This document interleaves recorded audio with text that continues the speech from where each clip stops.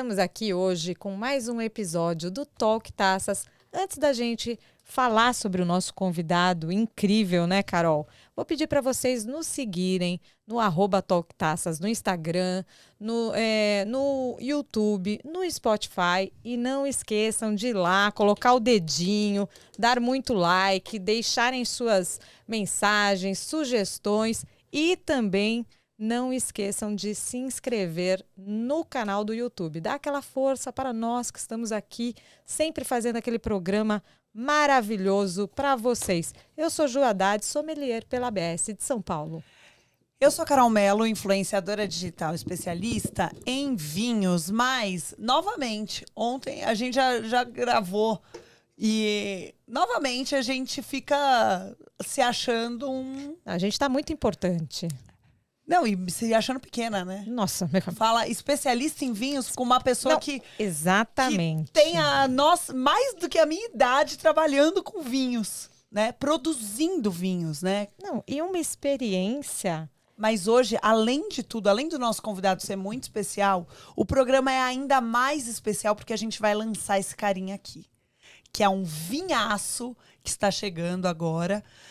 A gente já vai falar tudo sobre ele hoje. Mas hoje vamos apresentar o nosso convidado? Vamos apresentar, por favor. Então, o nosso convidado é um super desbravador, argentino. Ele estudou enologia em Buenos Aires e veio para o Brasil em 1973 para trabalhar na região sul do país, desenvolvendo a produção de vinhos finos. Imagina como era tudo mato em 73, vinho fino aqui no Brasil, né?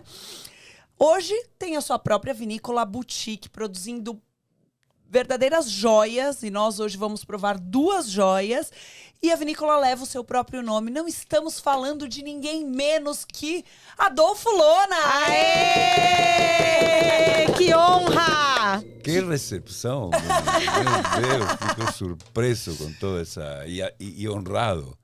É um grande prazer estarmos aqui. E poder conversar com vocês. A honra é nossa, toda nossa. Que bom, que bom. Feliz. E falar de vinhos e de espumante, que é um tema tão... Vou te fazer uma pequena correção. Quando tu me apresentou, falou, formado na enologia em Buenos Aires. Eu nasci em Buenos Aires. Mas aos 10 anos fui com toda a família morar em Mendoza. Mendoza, olha. terra do vinho. Sim. Onde tinha a universidade, a escola, 70% do vinho que se produz na Argentina de Mendoza. E aí fui estudar enologia. E aí estudou lá em Mendoza. Em Mendoza, exatamente. Correção, hein? Estudou em Mendoza. Vamos começar com um brinde e do começo já, que já me veio aqui mil perguntas. brinde. Porque pensa que a história dele e a história do vinho brasileiro estão ali, ó, caminhando juntinhas. Uau. Uau!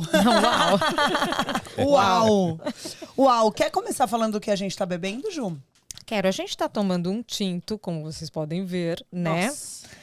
E ele é o Barão Adolfo Lona, que é composto por 51% de Cabernet Sauvignon, 34% de Merlot, 15% de Taná.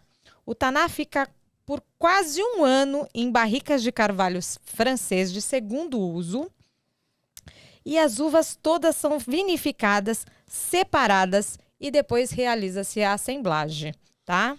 As uvas foram vindimadas em 2020. 2020. Foi um super ano, né, para a região do sul, exatamente. principalmente. E são produzidas 5.700 garrafas. Super pouca produção. Tá? Bem boutique. E onde a gente encontra esse vinho? Confraria dos Bacanas. Tá? Depois a gente vai colocar aqui o site. Vamos ver se tem aquele desconto, aquele descontinho. Aquele cupomzinho. Aquele cupomzinho que vocês ficam esperando. Sabe o que me surpreende nesse vinho, Ju? Ele super estruturado, como muito. Não poderia deixar de ser, né? A gente bebê. tem uvas. Mas prontíssimo. Prontíssimo, e a gente pode começar. E tem chão para ele. Então é aquele vinho que é uma excelente opção de presente. Sabe aquele seu amigo que entende de vinho? Porque ele tá pronto, então se quiserem abrir no momento que você presenteia, tá ótimo. Mas também é um vinho que daqui a 5 anos vai continuar bom, daqui a 10 7 anos vai tá bom. Então, que é um investimento, a gente sabe muito bem. Essa safra foi uma safra histórica lá na região sul. Exato. Enfim, que vinhaço. E Obrigada, outra, a viu? gente vai começar com as perguntas com o Adolfo e no meio a gente vai falar um pouco mais sobre esse vinho, porque ele tem uma história muito especial e vem da história do início da carreira do Adolfo Lona. Então, a gente vai deixar ele mesmo contar sobre isso, porque nada melhor do que a própria pessoa contar a história dela, né? Então, vamos começar do começo? Adolfo, você sempre gostou de vinho?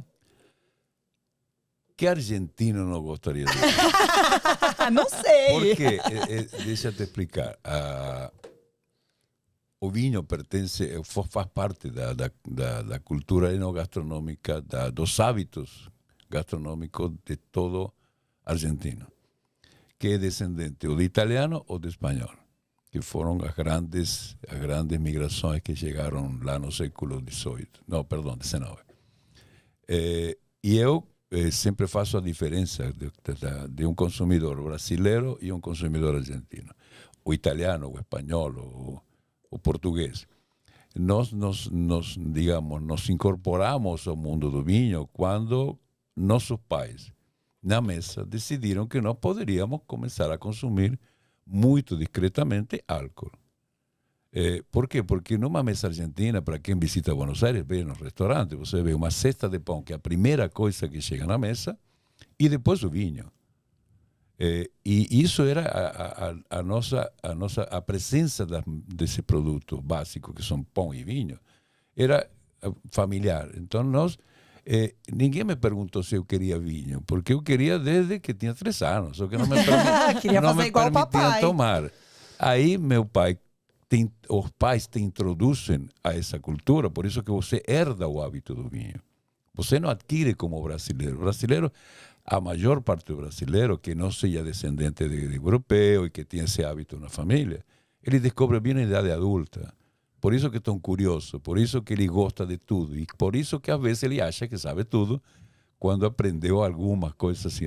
Por exemplo, um brasileiro que consegue pronunciar Gewürztraminer, ele se acha o máximo, entende? Porque decorar essa variedade. É uma uva, mas, tá? enfim, por isso que eu não comecei a gostar de vinho. O vinho era a única bebida Natural, admissível, né? para uma refeição. Não existia Coca-Cola, cerveja, era uma coisa que... Agora, o que acontece? Então você entra no mundo do vinho e considera o vinho um alimento. Uhum. Por isso que o argentino, geralmente, se eu comparasse um enófilo brasileiro com um consumidor argentino, com certeza o enófilo brasileiro sabe mais de vinhos. Não conhece tanto, mas sabe. Por quê? Porque ele se informa, porque ele quer saber, porque o mundo do vinho atrapou ele e ele fica agora ansioso de querer aprender cada vez mais. O argentino não. Eu sempre lembro um cunhado que agora não nos acompanha mais, que quando chegava a Mendoza, eu ia na casa dele, entrava às 10 da manhã e saía às 5, carregado, porque ele colocava na mesa um pão, um bom pedaço de salame, outro de queijo e um garrafão de vinho Malbec, que eu nem sabia a marca, nem sabia de onde vinha, mas sabia que era bom, porque era de um armazém da esquina onde ele morava, onde recebia de uma cantina simples esse garrafão. Então, para nós somos curiosos, entende? E nós somos muito semelhantes aos europeus. Você, para um Veneto, perguntar o que é um bom Barolo, você está quase que agredindo ele. Por quê? Porque ele não admite outro vinho no mundo que não seja o da sua região. No Brasil é totalmente diferente. Mas, enfim, eu não quero me alongar com isso, mas eu comecei a gostar de vinho por uma questão de herança, porque me transmitiram isso e formou parte de mim. E os pais do senhor, o senhor já mencionou que nasceu em Buenos Aires e se mudou para Mendoza quando criança. Os seus pais foram para lá já para trabalhar em alguma coisa relacionada a vinho ou não? Não. Meu pai era militar. Era militar que se retirou porque era contra o Perón. E quando o Perón, como militar, começou a fazer coisas que ele não admitia e se transformar num ditador, ele abandonou a carreira militar, se dedicou ao campo, gostava muito de campo, e a minha mãe era do lar. Eles se casaram, ele tinha 40 anos e ela tinha 20 quando casaram. Uau! Olha! E tiveram 7 filhos. Ou seja, uma família, meu pai viveu até os 60. Ou seja, ele viveu 20 anos. E nesses 20 anos ele era bastante efetivo, porque fez 7 filhos. 4 homens e 3 mulheres. Por que não fomos a Mendoza? Porque quando meu pai morreu, o irmão maior foi para Mendoza estudar agronomia. Aham. O segundo irmão maior foi a Mendoza estudar enologia. O terceiro irmão era enologia também. Uau, então é Então, uma herança família. familiar, Então, né? quando eu estava em Mendoza, eles já estudavam enologia. Então, eu fui estudar enologia também, por uma questão, já estava em Mendoza, apaixonado por vinhos. Então, fui estudar enologia. E em Mendoza permaneci até os 25 anos, quando finalmente vim para o Brasil. Mas em Mendoza foi... Mendoza, quem não conhece Mendoza, não conhece a Argentina. Uma cidade extremamente aconchegante, pequena, rodeada de vinhedos. E você anda a 15 quilômetros e está no pé da montanha. Ai, Você, lindo mesmo. a paisagem, vinhedo com neve, uma coisa absolutamente natural. Então, algo único Mendoza. Mendoza se apaixona quem visita, além de visitar uma enorme quantidade de cantinas boas. Sim, Sim. e provar vinhos Come-se E muito provar bem. maravilhosos. e beber barato. É. Beber e comer barato em Mendoza, que é Verdade. muito diferente do que se bebe aqui, que é muito mais caro. E a carne também é outro E a carne é nível. boa, Oh, ou seja... meu Deus. Um lugarzinho que não. você Ou seja, bebe e não tem come nada bem. ruim, né? Eu vou morar lá Tem quando eu me nada ruim. aposentar. Eu tenho um projeto de ficar lá 6 meses, depois vou para os Estados Unidos, depois, quando eu me aposentar, eu vou ficar, vou virar peregrina com eu meu quero marido. ser Mas você vizinha é do muito seu- jovenzinho. Você Eu vai sou jovem, aposentar. mas lá na frente Espero eu que vou. Mendoza ainda esteja lá quando você aposentar. Vai tá, vai tá. Puxa, então foi realmente uma herança familiar. E os irmãos mantiveram, continuaram, depois de estudar enologia, também produzem vinhos? Boa pergunta. O primeiro enólogo se chama Ernesto, e nós conhecemos ele como Tito, que é o apelido dele. Ele, além de ser enólogo, era um enólogo famoso, e foi dos primeiros pontos que eu ganhei quando me entrevistaram para ser um candidato para ir para o Brasil. Era irmão Me do perguntaram Tito. qual é o seu nome. Adolfo Lona. Você é parente do Tito? Digo, sou irmão. Aí o cara tomou nota e botou um ponto para mim, porque disse, bom, se o cara é Que irmão né? do Tito, o cara deve ser bom. Ele tem minimamente ele tem a quem recorrer, né? Tiver uma dúvida, Titão, Exato. cara, Liga aqui, querido. Me Hoje ajuda. aposentado. O segundo irmão que se formou em enologia, para surpresa de toda a família, o dia que se formava, informou a minha mãe que ele queria ser padre. Você tá brincando. Queria ser padre. A Imagina. pergunta é, sua mãe ficou feliz ou triste? Não. Com essa decisão, como né? toda mãe, o primeiro impacto é de enorme tristeza, porque sabe que o filho, Não vai se casar. primeiro, não segue a rotina normal, não digo normal, mas De habitual dos meninos. Ele imaginava que ele iria trabalhar em Mendoza, numa cantina, de uma hora para outra, diz que vai ser padre, vai estudar a se formar numa cidade que ficava a 600 quilômetros, mas depois, ou seja, como te diria, a vocação, você não tem como discuti-la, entende? Sim. Então se apoiou e ele deixou de praticar enologia. Ele, a única prática de enologia que faz é que ele bebe que nem um beduíno. Se ele bebe, Padre, né? é um maravilhoso companheiro de Tudo tragos. E ele está lá. Eu vou ver agora em Mendoza, que estou indo semana que vem. E 3 mulheres. A maior, uma exímia juíza de menores durante 50 anos. Uau. Uau. E outra que faleceu jovem, que era economista, e uma outra que é psicopedagoga. Olha. Gente, que mãe, né? Formou todos os filhos. Pois que é, honra. sozinha, Não, né? isso Perdeu o marido tão realmente jovem. foi admirável, porque uma pensão de um militar, Sim. que na Argentina é uma miséria. Aqui no Que Brasil mulherão. Mas o meu pai, que era um tanto empreendedor meio maluco, ele comprou uma propriedade de 50 mil hectares. Meu Deus. 50 mil hectares, você imagina, mas meu Deus, e como que você não ficou rico com isso e foi lá desfrutar da tua riqueza? Porque ele teve a má ideia de comprar terra sem direito de água. Em Mendoza você compra terra com direito à água, que significa?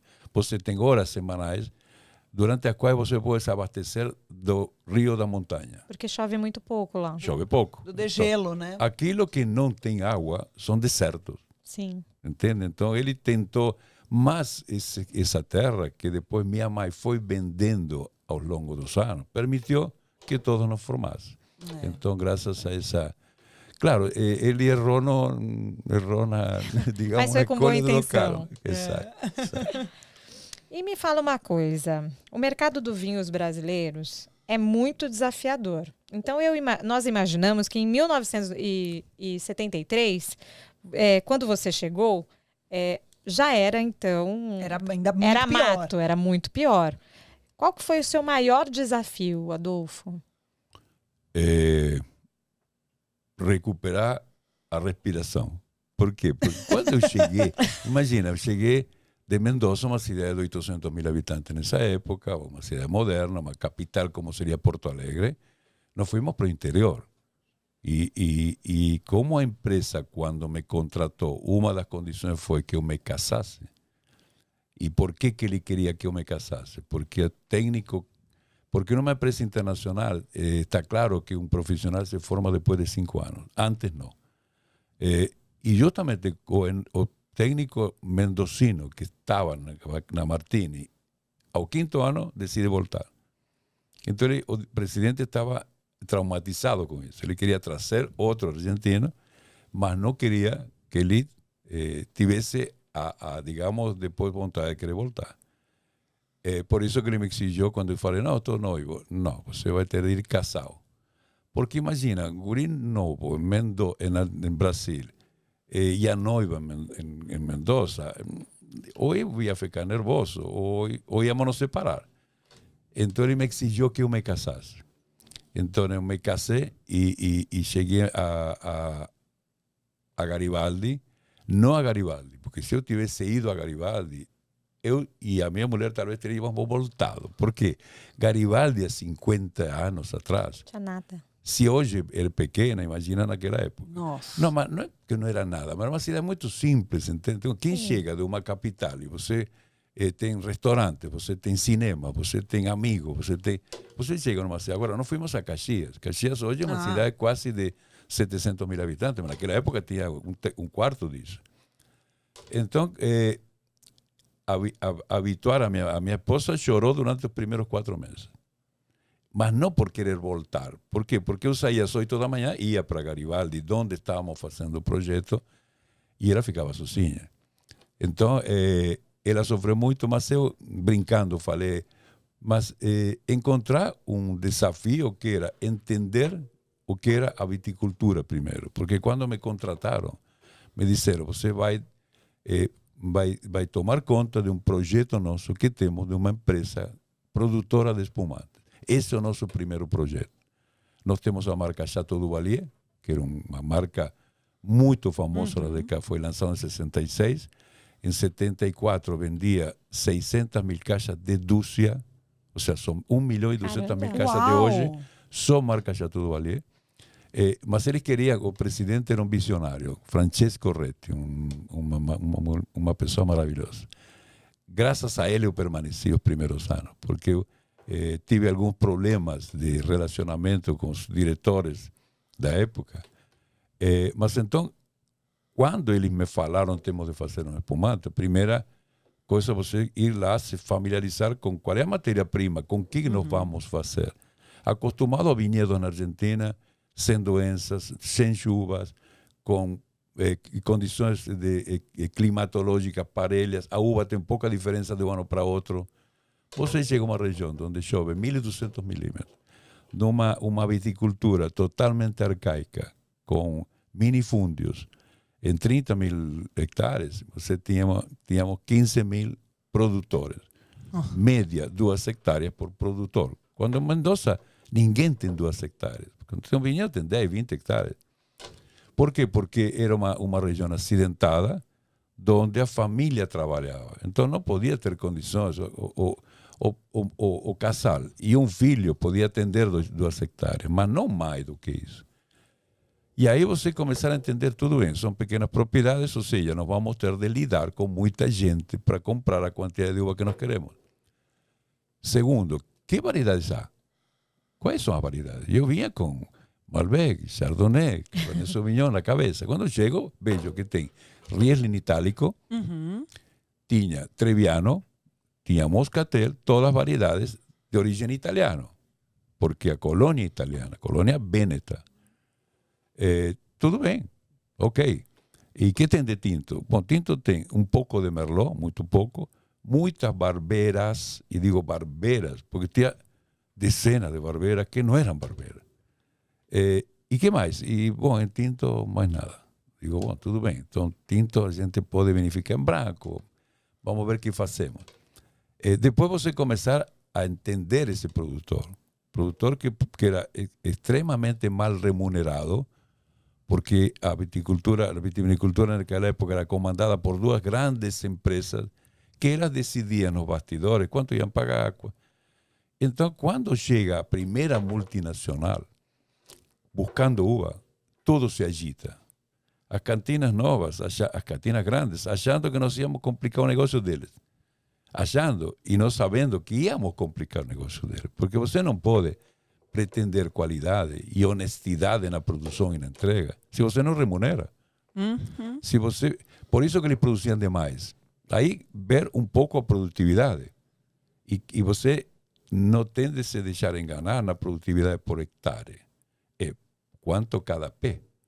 Porque uma produtividade de 10.000 quilos, como se produz em Bordeaux, com 10.000 plantas na hectáreas, é 1 quilo por planta. Se você tem um quarto disso, você vai a 4 quilos, vai a 5 quilos. E a produção de algumas uvas eram de 8 a 10 quilos. Quando eu trazia como referencial 2 a 3 quilos. Puxa. Então a gente, aí eu comecei a descobrir aonde que eu tinha chegado e o tamanho do desafio. Mas o tamanho do desafio cada vez foi se ampliando, porque você ia descobrindo novidades. Por exemplo, tinha 2 tipos de Riesling. O verdadeiro e o falso. Como o falso? Era outro Como era o tipo. falso? O que é o Itálico. falso? O que é o falso? E você vai atrás. Porque o falso, o produtor não dizia qual era, porque talvez nem sabia. Ele sabia que tinha uma uva branca que chamavam de Riesling falso, que produzia mais, que era uma híbrida americana. O Seymour Vilar. Que se você vinificava bem, ele te tapeava. Depois de 5 ou 6 meses, ele começava a mostrar o seu DNA. Maturava bem, envelhecia mal, oxidava. Primeira surpresa. Então, o que eu faço com um produtor acostumado a receber o mesmo preço por 2 variedades que são diferentes? Sentar e dizer para ele, olha, me desculpa, mas eu não vou receber a falsa. Ah, não, mas como não? Porque não me interessa a falsa.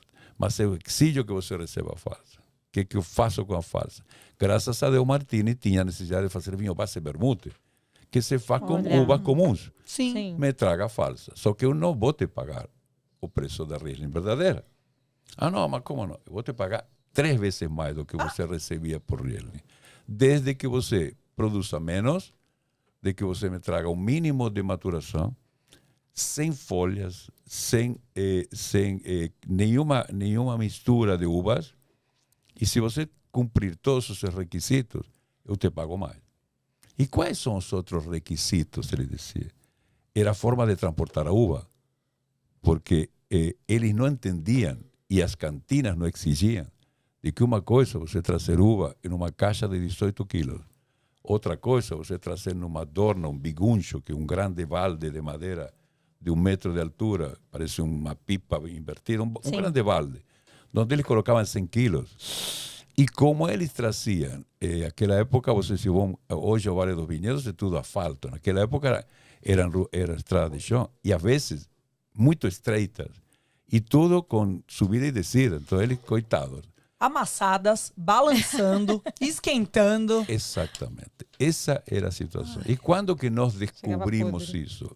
Na primeira safra. Porque nós também não sabíamos isso, fomos aprendendo. E aí, quando viraram o primeiro biguncho, a última parte do biguncho, eu disse, o que eu estou fazendo aqui? Por que eu vim nessa... Era surpresa. Aí, o que nós fizemos?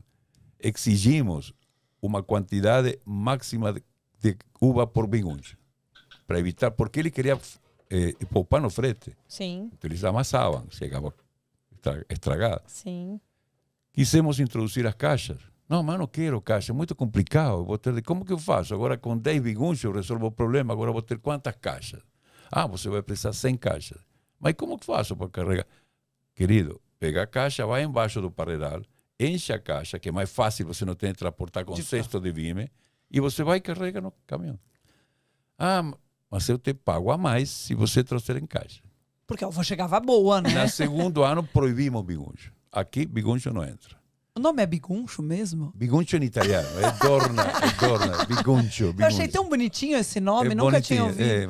Compra É uva, bonitinho, mas não serve pra nada. compra uva e que te transportem com biguncho, tu vai ver que romântico. Só o nome é bonitinho. Só o nome que é bonito. Mas quando o senhor veio para o Brasil, lá em Mendoza, o senhor já produzia espumante, produzia tinto? Qual era a experiência? Não, eu trabalhei numa Argentina teve Mendoza, tinha velhas cantinas familiares. Arizo estava em Godoy Cruz, uma cantina maravilhosa, dirigida por um dos maiores enólogos que a Argentina teve, ou seja, ele foi meu mentor, porque eu era o segundo enólogo, ele era o primeiro enólogo, Raúl de la Mota.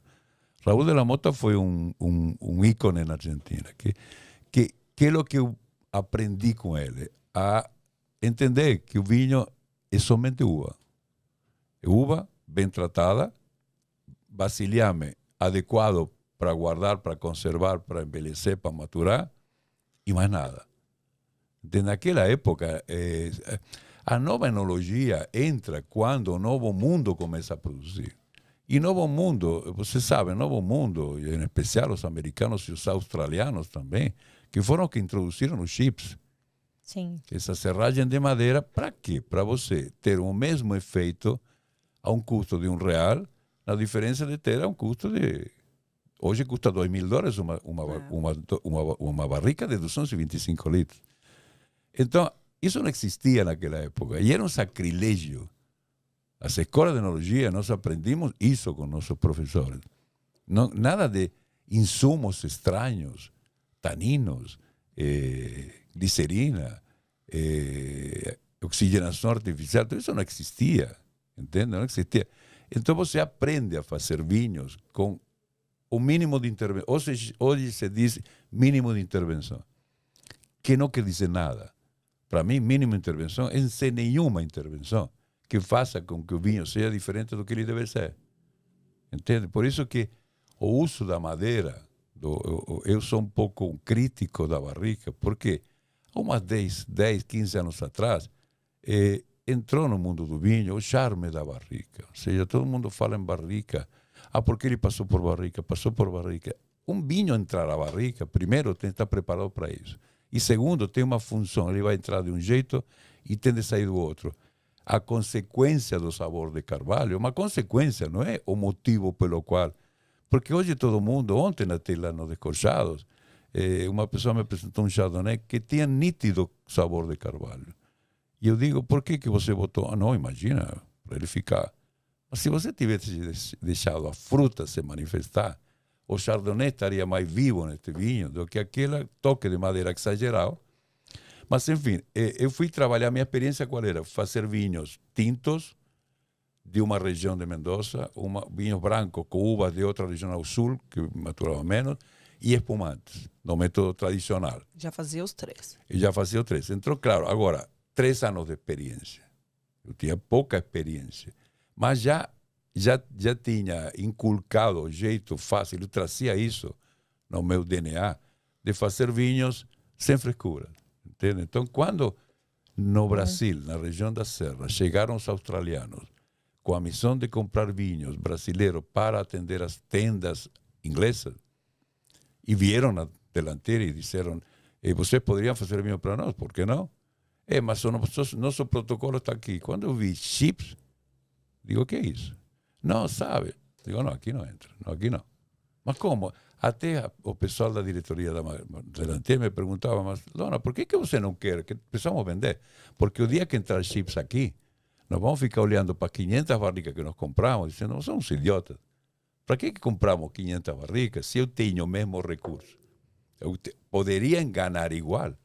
Entende? Então, isso é uma questão de postura. Ou seja, hoje quando você fala em vinhos naturais e pouca intervenção, que são todos esses novos termos para dar charme ao vinho, que não sempre são charmosos, é eu fico, entende, meio... também confesso que me conhecem como polêmico lá na Serra. Porque eu sou um pouquinho crítico, entende? Eu brigo com a questão dos vinhos naturais. O que significa vinho natural? Que tem pouco anidro sulfuroso. O que significa pouco? Não, sabe, 30, 40. Os meus têm 30, 40. A vezes, mas não, por quê? Porque não tem regras. Vinho natural vai ser confiável o dia que me disserem você pode ter tanto e eu vou te fiscalizar. Porque não adianta você colocar no rótulo que tem. E levedura selvagem, não, perdão, tem que ser levedura nativa porque são melhores que as selecionadas. Ou seja, se coloca um rótulo de levedura não natural a uma levedura selecionada. Levedura selecionada demorou séculos para conseguir. E na França foram... Então, quando nós compramos um pacotinho de levedura selecionada, aí dentro tem levedura selecionada de vinificações na França, onde você sabe a cepa que você tem, a pureza que você tem, entende? Então, enfim, a minha experiência era essa. O jeito de fazer as coisas que eu mantenho até hoje. Que aquilo que tem de me... E eu nunca me deixei tentar, e eu creio que, nesse sentido, serei eternamente agradecido à diretoria da Martini. Por quê? Porque nunca, jamais, alguém se sentou para me questionar. Se você diz... Por quê? Porque também eu tinha explicações, argumentos. Não era porque eu quero, né? Não era porque eu gosto, não. É porque é a lógica, é assim. E o senhor vem... você veio para... Você me chama... Tá bom que eu sou... Posso chamar de você? Eu poderia ter a idade... Eu poderia ser seu pai. Ou e não. talvez seu avô. Então, mas não me chama de senhor, vai. Então eu vou chamar de você, Adolfo. Perfeito, perfeito. Você veio para trabalhar numa grande indústria, certo? Uhum. E aí depois você resolveu sair e montar a sua vinícola boutique, que é uma vinícola, inclusive, urbana. Exatamente. Como é que foi essa trajetória de sair, deixar de ser funcionário de uma grande empresa para ser empreendedor?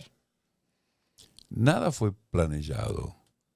A vida te leva a tomar decisões à medida que o tempo passa. Eu estava muito feliz na Delantier enquanto a Martini era dona. Porque o estilo de nós fazermos o Barão Delantier, que é um vinho que daqui a pouco vamos ter de abordar esse vinho, era um vinho de guarda. Era com uva muito bem vinificada, barrica durante um ano, envelhecimento durante 2 anos, pelo menos.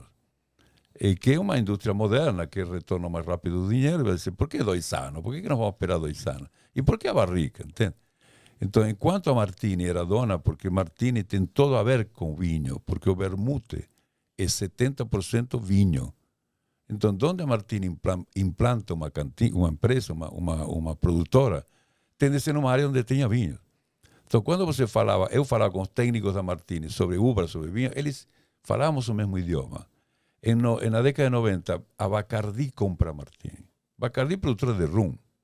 E sabemos que o rum é o melaço da cana-de-açúcar. Ou seja, não tem nada a ver com matéria-prima, com produtor, não tem nada a ver. Então, eu comecei a ter dificuldades na segunda parte dos anos 90.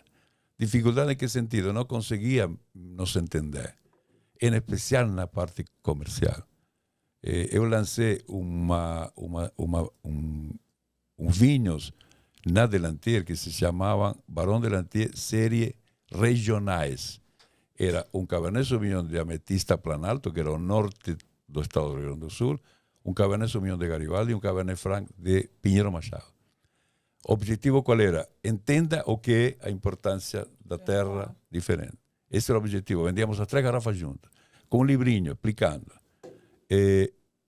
E numa comissão de vendas, o nosso gerente geral de vendas passa na frente dizendo, não sei, para que criaram isto? Como dizendo, por que nos complica a vida? E esse foi um dos motivos pelos quais eu comecei a informar a eles que eu ia embora. Mas eu não tinha preparado a minha saída. Certo? Então, em 99 estava quase pronto para sair. Eu demorei 4 anos porque em 2020 entra um presidente novo e ele me disse, olha, eu sei que você está quase saindo. O que eu posso fazer para você ficar? Digo, eu fico se você não me incomoda na parte comercial e se você me autoriza a fazer um empreendimento de 200 hectares de vinho, de uva, em Pinheiro Machado. Por quê? Porque a uva já tinha complicado, ou seja, a concorrência das novas cantinas que apareceram e contaminaram o ambiente com o produtor. Como houve disputa, a gente pagava caro por uva ruim. E aí a exigência diminuiu, alguns produtores começaram a questionar e eu me senti com o risco de ter uvas ruins cada vez mais. E aí eu pedi essa autorização. Não, fica tranquilo.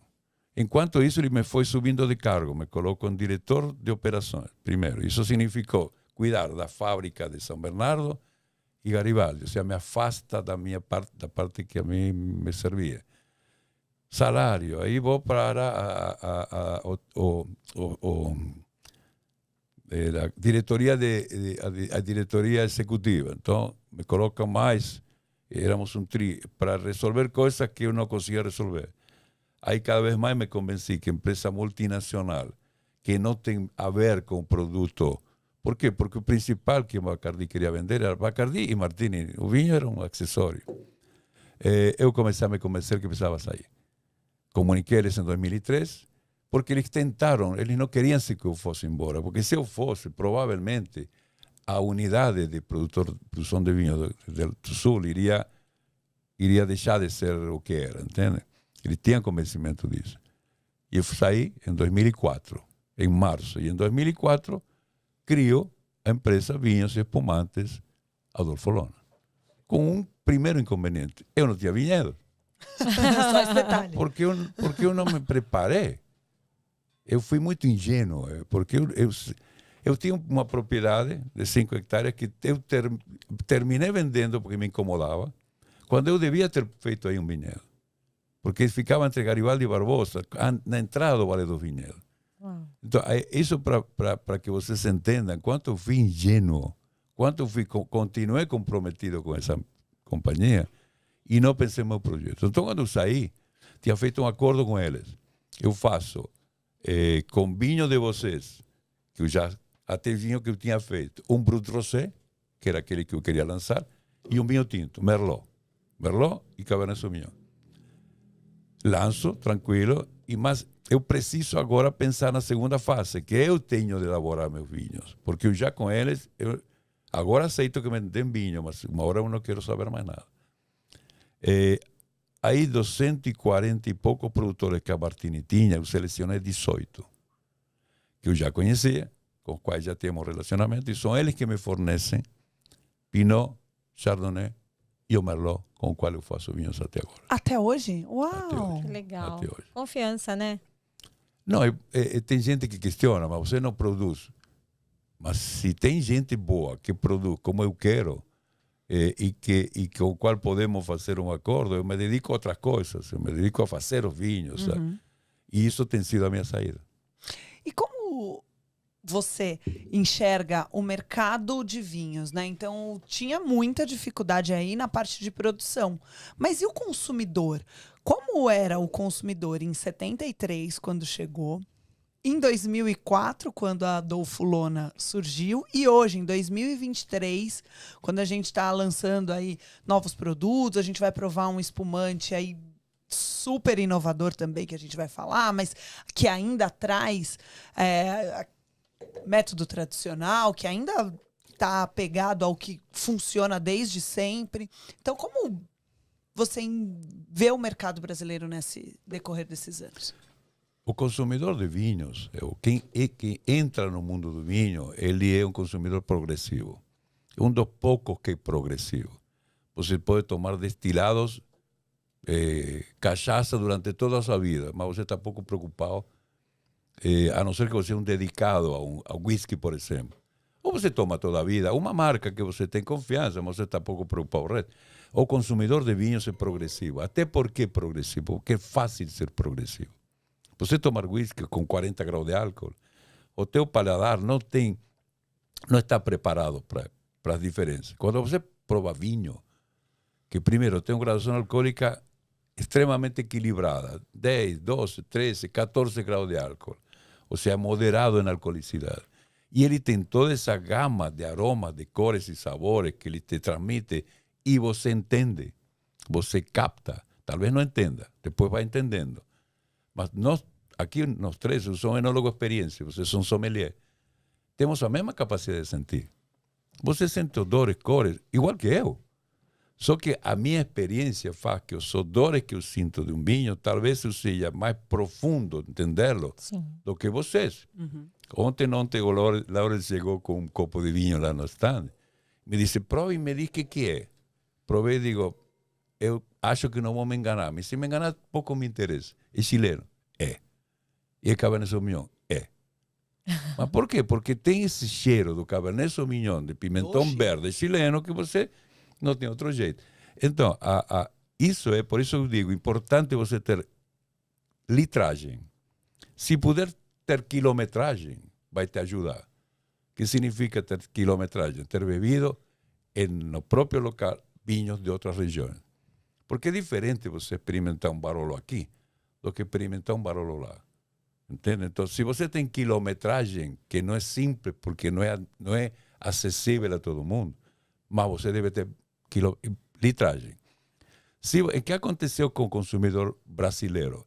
Vai progredindo na medida que oferta é diferente.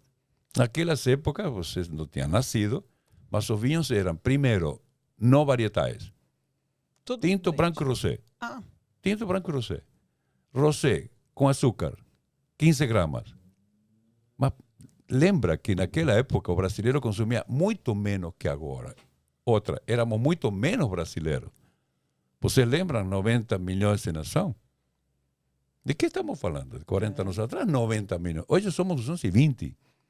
Então, o consumo, o volume de vinho que se consome no Brasil cresceu por uma questão orgânica também. Tem mais brasileiros que consomem. Mas o brasileiro naquela época estava acostumado a beber esses vinhos. O vinho importado era proibitivo. Se abre o mercado de vinho importado na década de 90 com Collor, que abre o mercado. Antes era proibitivo. Sim. Era tão caro o vinho. Quem bebia vinho importado? Somente o cara riquíssimo. Esse público vai progredindo na medida que passam etapas. A primeira etapa que foram se abre a importação. Esse consumidor tem acesso a outras coisas. A primeira tendência de quem consome vinhos é o importado deve ser melhor. Até porque ele tem pouco conhecimento, tem pouca oferta nacional. Então, importado é melhor. Chileno já tinha fama. Chilenos são bons vinhos, geralmente bons vinhos. Argentino quase não conhecido. Europeus, italiano, bastante. Português, bastante. Francês menos, porque era caro. E tivemos algumas etapas. Etapa do Valpolicella. Valpolicella é o vinho. E na Itália você sabe que Valpolicella é um vinho, mas também não é nenhuma para sempre. É isso mesmo. É verdade. Depois veio o Prosecco. Prosecco. Nem os italianos gostam do Prosecco. Mas o Prosecco, com esse nome, o brasileiro é muito motivado, muito movido digamos, a impulsos. A garrafa azul, vocês lembram? Vocês já eram jovencinhas, em 96. O Brasil importou 1.250.000 caixas de Dúcia, 2,5 milhões, daquele vinho que parecia um abajur, garrafa azul, bonita, um branco adocicado, que atendia todas as classes. Lembro, uma coisa que é importante, a diferença entre um Cabernet Sauvignon e um Guaraná é um vinho rosadinho com açúcar. No meio ali tem um vinho rosado. Não, se você açucarado. No meio do caminho. quem toma Guaraná, você dá um Cabernet Sauvignon encorpado, ele nunca mais vai querer beber vinho. Aquilo é horrível. Isso é verdade. Se você dá um branquinho, um vinho leve, mas esse é o primeiro caminho. Ele não fica toda a vida bebendo rosadinho com açúcar. Ele vai progredindo. Por isso que eu digo progressivo. O rosado com açúcar hoje ninguém mais bebe. Vinho com açúcar ninguém mais bebe. Bebe sim, a minha irmã bebe. Ok. Porque não, mas tu precisa orientá-la. A irmã bebe Você Guaraná precisa também. tirar essa ovelha descarriada. Você Eu precisa oriento, trazer... Brasil, eu oriento. Não, mas cuidado. Ela precisa ir... Surpreende ela. Sim. Surpreende ela. Eu Já me canso tentei, de ver viu? mulheres que vêm e me Tentei. dizem eu quero um docinho e eu sirvo meu Brut Rosé, não digo nada. que delícia. Então ela não está pedindo esse docinho. Sim. Está pedindo algo que não arranhe. Sim, É, exatamente. Então, isso vai progredindo o mercado. Então, hoje o consumidor é mais exigente porque já tem alguma litragem. É claro que às vezes é ingênuo, ainda ele é enganado, certo? Porque o Chile vende Chile, 41% dos importados são chilenos. Desse 41%, acho que 90% são vinhos de meio pelo.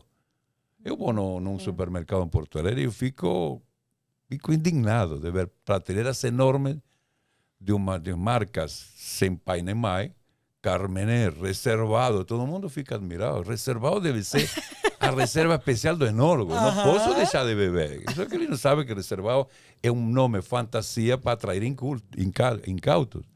Entende? Então, essa oferta não faz com que o consumidor progrida.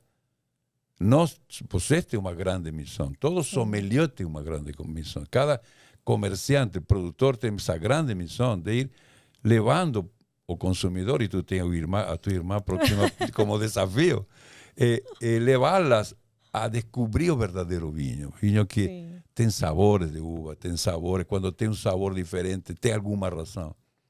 Então, agora, se você me disser qual é o mercado brasileiro, eu te diria, não existe um mercado.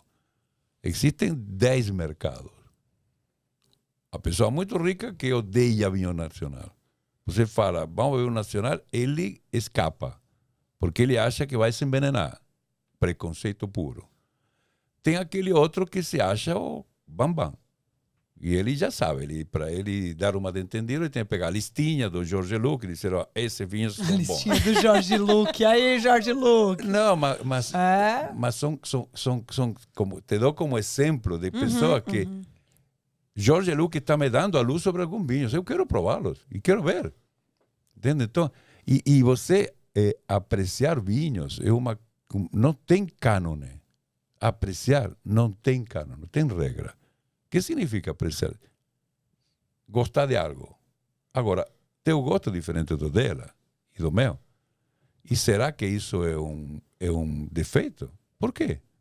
A tua irmã gosta de vinhos adocicados. Deixa ela em paz. Eu estou tentando deixar ela em paz, deixa ela mas tranquila. Tá Só não deixa ela botar açúcar no riso.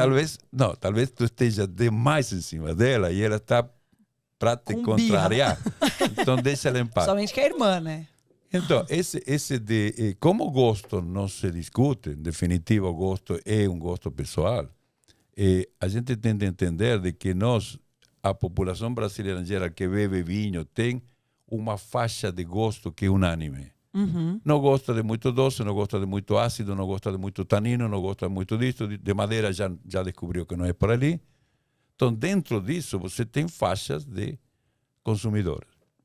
A curiosidade faz com que você, e em especial, você não transformar isso no meu livro, eu digo, saiba separar o momento de beber vinho do momento de apreciar vinho. É verdade. Eu quero beber vinho, posso botar uma pera de gelo? Bota 2 se quiser, qual é o problema? Sim. É verdade.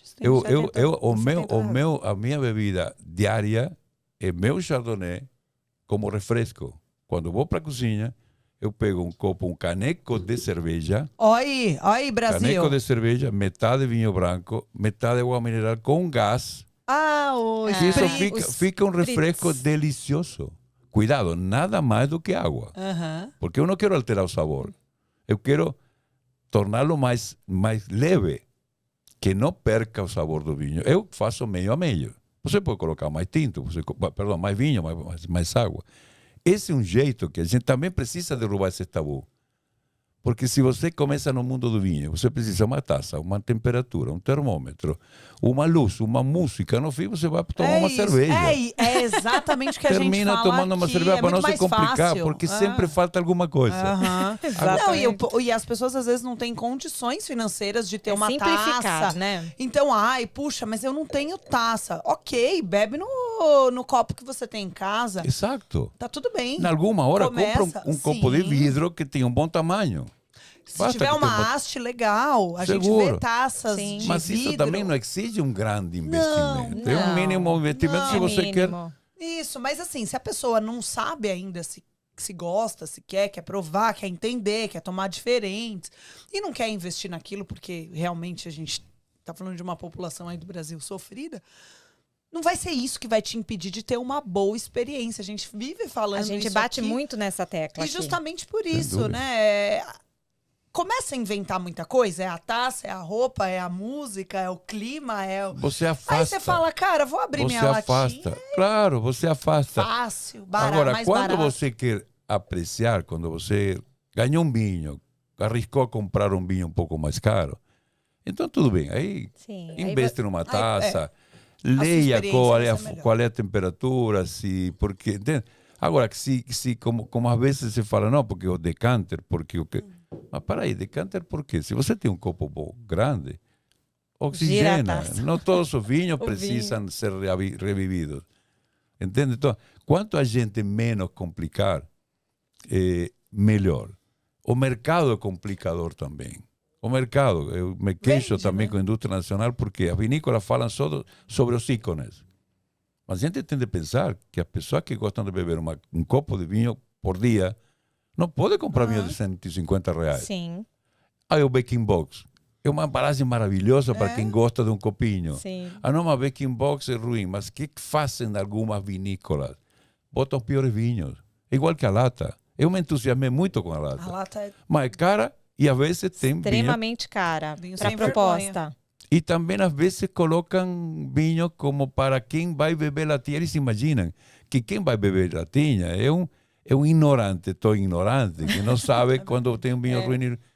Então, subestima, né? tudo isso faz mal para aumentar o consumo. Eu estou há 50 anos aqui e eu cheguei com 1,7 litros e eu estou com 2 litros. O Brasil, o volume de vinho per capita não sai dos Aumentou 2 muito litros. pouco. Na pandemia, foi para 2,4 porque a pandemia, o vinho nacional ficou visível. Agora voltou para 2. E o momento, né? Como as pessoas estavam em casa, então as coisas. O momento foi propício para o consumo de vinho. Isso. Foi a porta de entrada para muitos, né? Espero que não saiam, mas eu concordo em gênero, número e grau. Uma bebida mais familiar, né? No bar com os amigos. Diferente da Argentina, que os meninos vão jogar bola e fazer um churrasquinho, né? E no final eles abrem um Malbec. Aqui a Aqui gente é vê cerveja. né? Então abriu uma cerveja. Agora, No churrasco. dito tudo isso, depois dessa aula, eu queria falar um pouco sobre o Baron.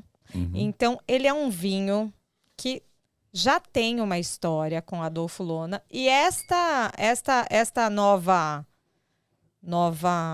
versão veio para comemorar os seus 50 anos no Brasil, certo? Então, eu queria que você falasse um pouquinho pra gente da história dele lá atrás e por que você resolveu retomar esse projeto. O Barone. O Baron. Ah, e a gente também quer saber a história do nome Baron. Tá, deixa eu te explicar. Quando eu cheguei na Martini, em 73, este presidente, Francesco Rete, ao qual rindo homenagem sempre que tem oportunidade, ele tinha, o Chateau do Vallée era feito um cantina de terceiros, o espumante andava bem, e ele disse, olha, precisamos ter um vinho acima do Chateau do Vallée. E temos a marca Barão de Lantier, que era uma marca registrada a Martini. Acho que existiu algum lugar o Barão de Lantier, mas enfim. E nós fizemos esse Barão de Lantier, já com mais confiança sobre as uvas. Nós já estávamos importando mudas para plantar vinhedos de Cabernet Sauvignon, de Chardonnay, de Pinot Noir. Então já tínhamos outras chances de fazer vinhos bons. E aí, quando lançamos os primeiros varietais, que era Cabernet Riesling, Cabernet Riesling, Semillon e Merlot, 2 tintos e 2 brancos. Aí eu disse para ele, olha, que tal a gente vai mais para cima? Lançamos uma série especial, série Ouro, reserva Ouro, sim. Mas o que você proporia? Um vinho de guarda. Mas o que é isso? Um vinho que desafia o tempo, que demore mais para fazer, onde nós temos... Tá bom, o que você propõe? Não, as uvas eu já tenho, mas preciso barrica, porque acho que ele precisa ser maturado em barrica. O nosso Cabernet é muito duro, precisa ser domado. Tá, tudo bem, e qual é a barrica que vamos comprar? Não sei. Como que você não sabe? Você propõe barrica, não sabe? Porque eu não tenho experiência em barrica. Na Argentina não existe a barrica. Hoje, agora sim.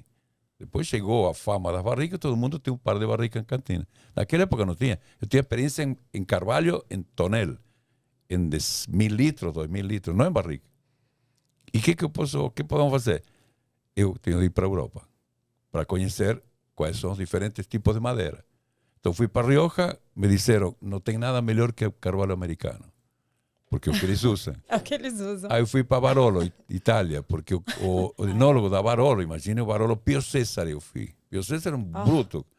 Barolo, e ele me disse, olha, nós trabalhamos com carvalho antigo, tonéis de 600 a 2.500 litros, e carvalho é noveno, não é francês. Tudo bem. Aí eu fui para a França e tive a sorte de conhecer o Paul Pontalier. Paul Pontalier era o técnico do Chateau Margaux. Tu imagina, eu passeava no braço do Pontalier, onde ele me disse, olha, vou te apresentar quem fabrica a barrica. Não, mas me dá uma ajudinha, qual uso? Eu não posso te dizer, porque ele é extremamente honesto. Ele poderia ter me dito, olha, usa isto desta floresta. Não, tu vai lá, visita, leva e prova. Não tem outro jeito. Porque eu não conheço o teu vinho. Não sei em que madeira tendir. O carvalho tem diversas florestas que são mais ou menos porosas. O carvalho de... E agora não me veio o nome. Mas, enfim, tem carvalho para destilado, carvalho para branco, mais fechado e carvalho para tinta, que tem dois tipos. E então, o que eu faço? Volto para o Brasil e ele... Sem resposta. Não, com uma ideia na cabeça. Enquanto eu viajava para aqui, que eram 15 horas, eu digo, o que eu digo para o senhor? Porque eu não tenho o que dizer. E eu digo, olha aqui, vamos fazer o seguinte, se eu tenho paciência, toda que tu quiser, 50 barricas americanas e 50 francesas. Que eu já tinha decidido, que floresta? Nevers e Allier, que são as melhores, carvalho que não pode ser cerrado, tem que ser de cunha e aberto. Você, quando abriu uma madeira assim, você vê que as nervuras, que você não cortou, os vasos capilares que levam a seiva. Olha que interessante, até isso dá diferença. Claro, por quê? Porque se você tem um vaso capilar que atravessa a madeira, por aí sai o vinho. E ele não pode ter vazamento. Sim. Entende? Então já sabia isso, que tomou uma fortuna, comprei 50 de cada. Chegaram, 8 meses depois, já tinha dito para ele, olha, carvalho americano vou vender por aqui porque não quero. É muito chocolate, muita coisa, mas muita coisa sem graça. O francês, sim. Aportou o que queria. Aí para compramos as primeiras 150 barricas, nós chegamos a ter 500, perdão. Uau. Começamos a fazer o Barão. O Barão se lança como vinho de guarda e muito bem aceito no mercado, muito bem aceito. Por isso que o Barão este Barão é uma homenagem a esse Barão. Não é uma cópia, não quero dizer que isso tenha a ver algo com Barão, porque aquele era feito com uvas da serra e este é feito com uvas da campanha. Em vinhedos de espaldeira, é diferente este vinho. Então, o Barão, e ele me projetou como nome da enologia, entende? Porque todos os anos fazíamos lançamentos no São Paulo, no Rio, Belo Horizonte, convidando os principais, Jorge Luque, Carrara, Saúl Galvão, que foram todos pessoas que escreviam muito, a Susana Varelli, todas essas pessoas. O próprio, como se chama, aquele da gastronomia que estava ontem, era o Josimar Melo, era outro. Então, todos eles me conheceram, publicavam isso e meu nome. Então, eu, desde 2015, que uma pessoa começou a me dizer, Lona, por que você não faz um Barão? Isso ficou na minha cabeça. Mas eu digo, para eu fazer um Barão, tem de ser aquele vinho, tem de ser aquele momento. E como eu queria que fosse uma base de Cabernet Sauvignon na serra tem o inconveniente que a cada 10 safras, 7 são ruins, devido à chuva. E eu não tinha coragem de fazer um vinho que não... Imagina, todas as pessoas que estavam segunda-feira no nosso jantar e que vão estar no almoço de sexta-feira no Rio, todos eles são pessoas que sabem a história do Barão. E estão todos na expectativa, então eu não posso desiludir, ou seja, não posso queimar essa ideia. Em 2020, fizemos, depois do inverno, quando eu avalio o vinho, quando eles já fizeram malolacte, quando eles já receberam a primeira trafega e eles estão limpinhos, quando eu bebi o Cabernet Sauvignon, digo, esse, é agora. Fiz Cabernet Sauvignon, claro, aparece coisa fácil, 51, 34 mais 15, mas não. Primeiro eu peguei a amostra de Cabernet Merlot e fiz provas. E faltava um pouquinho de frescor, de pegada. Aí o Tanat na campanha, um Tanat maravilhoso, que dá acidez. E colocamos um toquezinho de Barão. Então, isso é uma homenagem. Eu estou surpreendido da aceitação desse vinho. E estou muito agradecido, porque você sempre que lança um produto ao qual ele te convenceu, eu sou o primeiro e maior exigente. Depois você sempre fica com frio na barriga. Será que vai ser? Eu tive a sorte de ter excelente receptividade. Ele é 2020, ele tem 13, ele foi engarrafado dia 6 de março de 2022. E você disse, está pronto. Eu diria que ele está na plataforma de despegue, de decolagem. Ele está na plataforma de decolagem. Agora, ele vai ficar provavelmente um ano e meio nessa plataforma e vai começar a decolar. Mas ele já está, não ouçam. Mas não é porque é pensa o aquele seguinte, vinho. Imagina, ele tá para ele chegar na plataforma de decolagem, ele passou muita coisa muitas antes. horas de voo. Muitas horas de voo, exatamente. Então, esse é o motivo do lançamento. Fico muito feliz pela receptividade, pelos comentários. E alguns comentários que me deixaram mais satisfeito, que foram 3 ou 4 pessoas que me disseram, não parece um vinho brasileiro. Ontem, eu acho que estava entusiasmado demais, no jantar, ele me disse, parece um Bordeaux, não os Grand Cru, mas parece, digamos, ele tem um pouquinho de DNA. Então, isso me deixa muito orgulhoso. Ele é muito elegante. Isso, ele é. Nossa, não dá nem para falar. Vamos dar um Mas nós que estamos honradas. E eu muito feliz de por estar aqui com vocês. Tendo essa oportunidade, né? De lançar esse vinho aqui, junto com a Descorteados e com todo mundo que já provou. Então, assim, agora a gente vai pedir para a produção pegar o espumante, porque a gente tem um espumante também. E aproveitando esse ensejo, tem algum vinho que tem um carinho, que gosta mais de vinificar? Um estilo, então, tinto, branco, rosé ou espumante? Todos são desafiadores. Eu te diria o seguinte, eu sempre afirmo isso sem nenhuma dúvida. Todo enólogo que vinifica bons vinhos no Rio Grande do Sul pode ir a qualquer outro lugar do mundo que ele vai fazer belos produtos, porque é muito desafiador. Todos os anos chove mais, chove menos. Então, tudo isso faz com que você não tenha segurança da matéria-prima que você vai receber. Agora, claro que o que mais desafia, o Barão foi o mais desafiador. Eu demorei 8 anos, aliás, 5, para me convencer que devia fazê-lo. Por quê? Porque a região da Serra Gaúcha é mais apropriada devido à dificuldade de maturar para uva, para espumantes. Nos espumantes eu teria que estou mais tranquilo. O tinto me deixa um pouquinho mais preocupado. Tal é assim que esse vinho é um lote único. Nunca mais vai ter um Barão, Cabernet Sauvignon, Merlot e Tanat. Por quê? Porque esse vinhedo que nós tínhamos, eu mandei cortar o Cabernet Sauvignon em 2022. Porque eram 8 safras boas ruins e 2 boas. Olha, então você Vocês têm menos de 5 mil chances, porque a gente já está bebendo 2. Disso. Eu já tenho um projeto em andamento, que é um Tanat com um toque de Merlot. E um terceiro projeto, eu até acho que estou cometendo uma gafe. Está falando, ao falar para estas meninas que tem tanta audiência, agora eu vou ficar comprometido. Mas eu prometo voltar aqui e conversar com você quando eu trouxer o meu Tanat Merlot, que provavelmente seja 2024, finzinho. Já está sendo vinificado. Já foi vinificado. Mas agora preciso ficar calmo. Deixa ele Mas a gente vai lá para provar, né, Carol? Vamos. Todas as uvas são da campanha ou o Merlot é da Serra? Não, o que acontece? Não, eu sou consultor de uma vinícola na campanha, a vinícola Batalha, na cidade de Candiota, com a qual tenho 2 sócios maravilhosos, com os quais me dou muito bem. Eles comulgam comigo sobre a filosofia de como fazer vinho.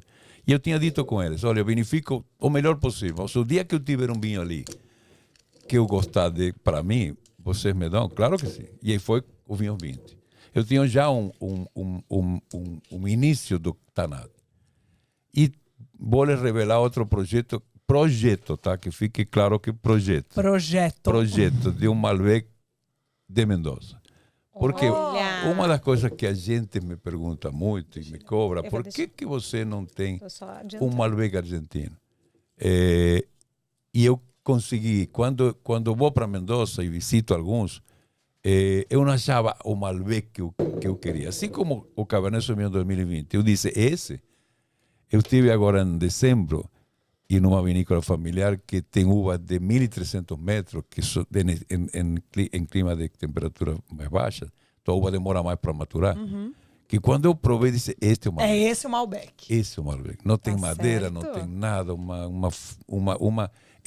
E você se acha embaixo de um pé de Malbec comendo Malbec.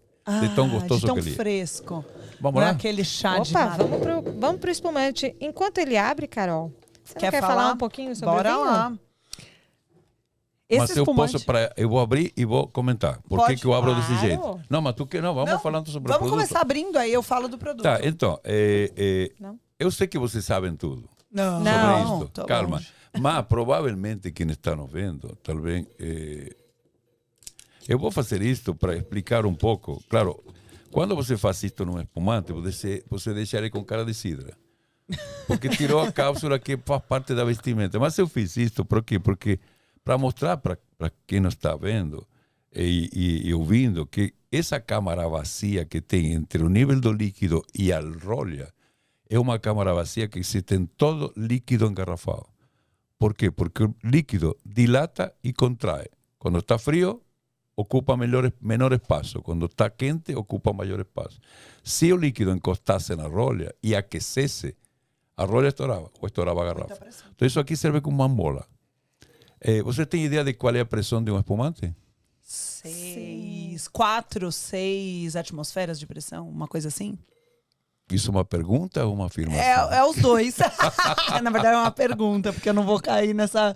Perfeito, perfeito. De 4 a 6. Essa a pressão é em que unidade de pressão?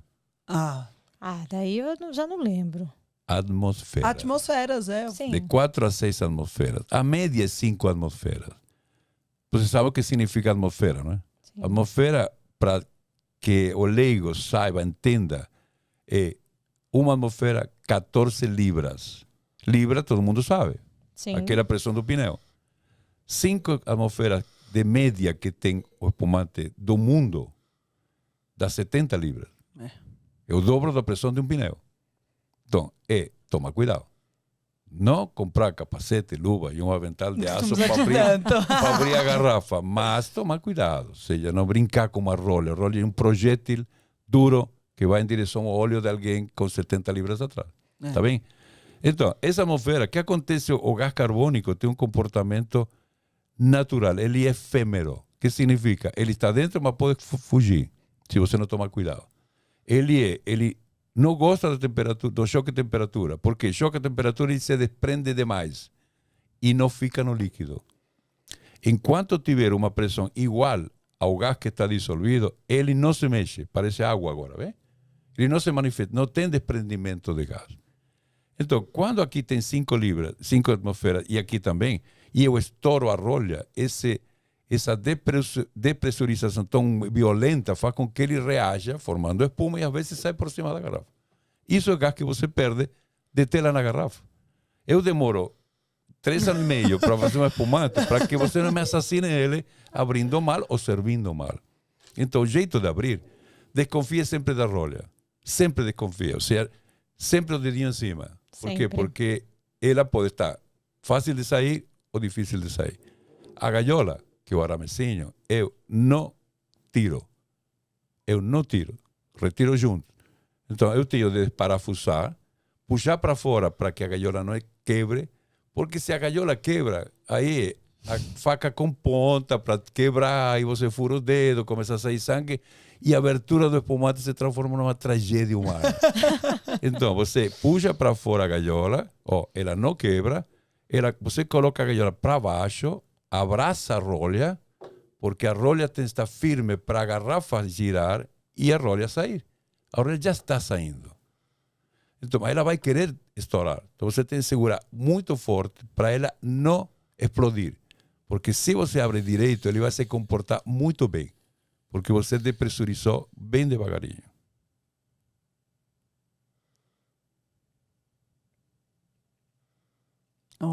Que aula, hein, Brasil? Olha aqui. Tranquilo, rolha na mão, gaiola na mão. Aqui eu posso fazer, claro, pergunta, vocês sabem para que serve isso?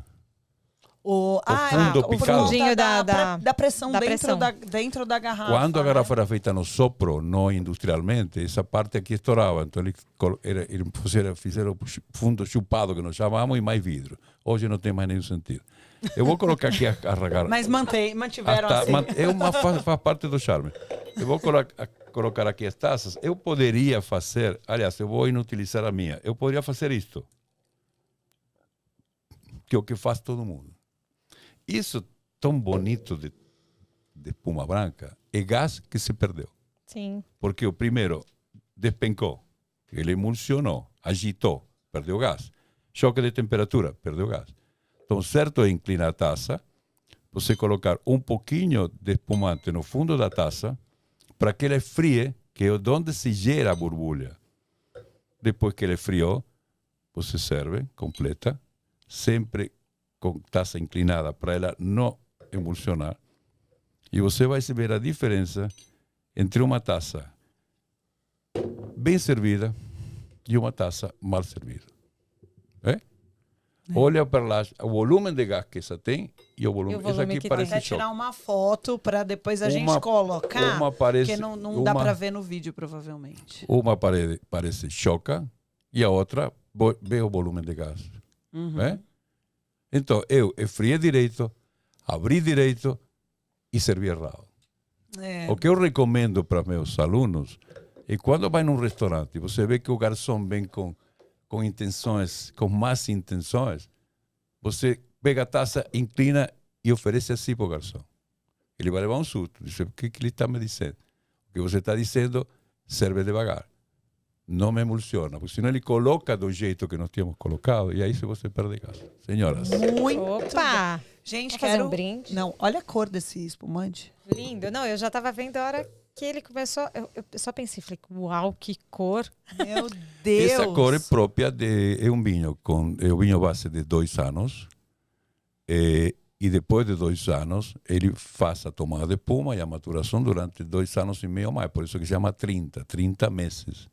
Então este vinho é de 5 anos atrás e as cores vermelhas não são estáveis, por isso que o vinho tinto jovem é mais púrpura e o vinho tinto velho tem as aureolas laranjas. Vai ficando granada, né? Muito legal. Vamos falar da composição desse vinho. Ele tem uma uva não muito comum para espumantes, né? A gente sabe que o Brasil produz Merlot de qualidade, mas é difícil a gente encontrar no espumante. E ele é predominantemente Merlot. Ele tem 60% Merlot. Depois ele tem um pouquinho de Pinot Noir e um pouquinho de Chardonnay também, que aí essas sim, uvas tradicionais na elaboração do espumante. Ele é vinificado pelo método tradicional, então a segunda fermentação é feita dentro da garrafa, como já dissemos, né, dos 30 meses aí. Então, quando a gente põe no nariz... Não, no tem nariz cheiro, tá um... Tá tem assim, aquele posso beber? aquele quê de champanhe, aquele tostadinho e tudo mais, né? Essas Com todo o amêndoas, contato. esse Exato. mel. E Só um pouquinho aqui. elaboram só 2.600 garrafas. Então, é uma produção super, super limitada. Essa é a terceira vez, né, que esse 30 é produzido. Mas, assim, eu tenho certeza que tem... Eu tô quase bebendo, eu tô esperando Saúde. vocês. Saúde! Agora, vamos ver na boca.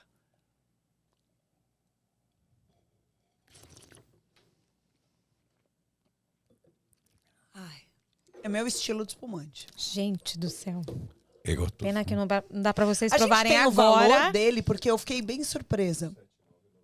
R$179,90, tá? Com toda essa... Com toda essa Essa estrutura. cara de champa. Olha, vocês têm que provar. Aproveita que a gente está mostrando para vocês. Vai lá no site da Confraria dos Bacanas. Site aqui. E, gente, compra, prova para vocês saberem e entenderem que todo espumante brasileiro, brazuca, dá muita cacetada e muito vinho, muito tem espumante muito lá de fora. espumante que dá Mas mesmo. muito. Né? Não se deixa levar pelos sem vergonhas que tem. Tem safado também. Tem. Mas a Em gente todo tem lugar. Em todo todos. lugar. Mas a gente tem uma capacidade de elaboração de vinhos, de espumantes, muito. E agora já está consolidada, né? Então, além de tudo, é muito famosa. É muito boa e muito séria. famosa aí. Precisa lembrar que todas as vinícolas brasileiras, todas não, mas a grande maioria das boas vinícolas brasileiras são muito sérias, levam muito a sério a vinificação, a maneira como eles vão fazer a vindima, tudo. Outra coisa, quem puder, quem tiver condições, vai passar umas férias, pega um feriado e vai conhecer toda a região de vinhos do sul do país, que vocês vão se surpreender. A gente tem um monte de gente aí fazendo muito vinho bom, inclusive o Adolfo. Adolfo, tem visitação na sua vinícola? Eu quero esclarecer que a minha é uma vinícola urbana. Urbana, sim. Eu faço em Porto Alegre. Meus espumantes, método tradicional, eu faço na minha casa. O Charmat eu terceirizo. Porque o Charmat exige um investimento em equipamento. Uau. Que eu não tenho volume. Eu faço 50 mil garrafas por ano. Para você, digamos, amortizar um equipamento de Charmat, precisa pelo menos vender umas 400, 500 mil garrafas por ano. E não é o meu projeto. Então, terceirizo. Este produto foi feito na minha vinícola. Por que urbana? Porque eu saí de Garibaldi em 2015, fui morar a Porto Alegre e fiquei com a cantina em Garibaldi, mas eu precisava ir todas as semanas e eu comecei a idade também começa a incomodar um pouquinho, então a gente começa a ficar mais cômodo, não? Aí eu vim a Porto Alegre. Pensei no Vale dos Vinhedos, mas era a mesma distância. Eu ia ir na cantina onde fiz o Barão, porque eles queriam que eu fosse, me davam tudo, mas são 400 quilômetros, então mais complicado ainda. Aí decidimos alugar um local em centro, na rua Vasco da Gama 735, que são 300 metros quadrados. É o tamanho de onde Assaltón guarda os tratores. Nós temos a nossa vinícola. Em 100 metros, eu tenho uma sala climatizada, onde eu tenho os meus espumantes, o vinho tinto envelhecendo e os espumantes maturando. É muito curioso porque outro dia me visitou o Daniel Braga, que você conhece, o querido Daniel Braga, um amigo dele, que tinha visitado Valduga um dia antes. Tu imagina, Valduga é um monstro de grande, tem corredores quilométricos. Tem. E ele estava sentado nessa pequena sala de 150 metros e olhando para a parede do fundo, ele me disse: Lona, deixa eu te fazer uma pergunta. Detrás da parede a tua cantina continua? Digo: não, querido, a minha cantina é isto, nada mais. Aqui eu faço poucos espumantes. A nossa ideia não é fazer quantidade. Então, eu estou somente de tarde, porque de manhã trabalho em casa. E de tarde eu fico sempre lá. O ideal seria entra na nossa página no Instagram, Espumantes Adolfo Lona, ou se não, loja .adolfolona.com.br e marca quando querem nos visitar. Vão cansar um pouquinho de caminhar na cantina, porque tem 10 metros para cá e 10 metros para lá. Ou seja, caminhando comigo. Ou seja, eles não vão passear nos vinhedos, porque os meus vinhedos os vinhedos que eu trabalho estão na serra. O café é meio ruim, mas os espumantes são passáveis. Mas o carinho é grande. Não, se eles me agendarem, eu sento para provar tudo que nós temos. Olha a honra! Eu ia, hein, gente? Olha a honra. Eu marcaria. Imperdível. E o que é legal é que ficando em Porto Alegre, se você vai de avião, Já dá uma paradinha. Não recomendo ir por Caxias, porque aquele aeroporto, ele é sem vergonha pra fechar. Todo dia ele fecha. Eu não sei porque que eles mantêm aquilo lá. Você compra, não, o aeroporto tá fechado, não vai decolar. Não, nem sai de São Paulo, nem sai de onde tiver, tá? Porque tá fechado lá. Então vai por Porto Alegre, são 2 horinhas, depois você pode estender até o Vale dos Vinhedos, até Garibaldi, ou desce pra campanha, a campanha é um pouco mais longinha, claro. Mas dá pra fazer o Rio Grande do Sul todo aí. Adolfo, tem alguma referência no mundo dos vinhos que você se espelha ou gosta de alguma coisa, uma citação, uma técnica, alguma coisa nesse sentido? A ver, referências inspiradoras, como eu falei, Raul de la Mota. Como falei, Paul Pontalier, que eu tive o privilégio, um menino que morreu jovem, que tinha 45 anos quando morreu. Esses foram meus grandes inspiradores e meus grandes mestres na tarefa de você ser racional, mas também não te deixar afastar da paixão e do gosto de fazer as coisas. No Brasil, eu tenho uma enorme admiração pelo Luiz Zanini.